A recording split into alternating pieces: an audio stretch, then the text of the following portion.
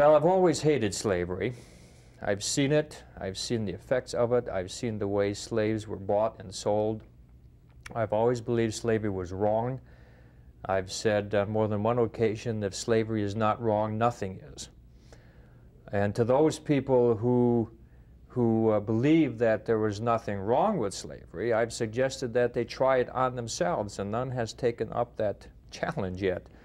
The dilemma that I had as far as what I could do from a legal standpoint was quite difficult, because what I believed in my heart I couldn't do really legally, because the slavery institution was a state issue.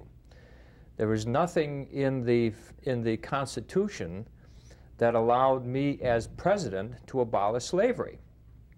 So we had to encourage the states to abolish that.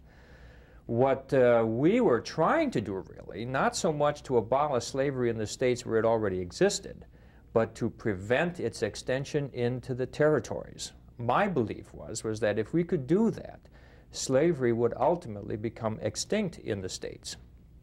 Now, of course, when I won the election, many of the southern states, of course, seceded because they were sure that I was going to abolish slavery, not realizing that on a legal ground I couldn't do that.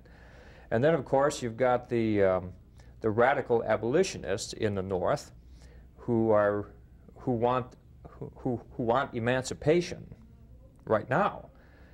And I could understand how they felt, because I liked it myself. However,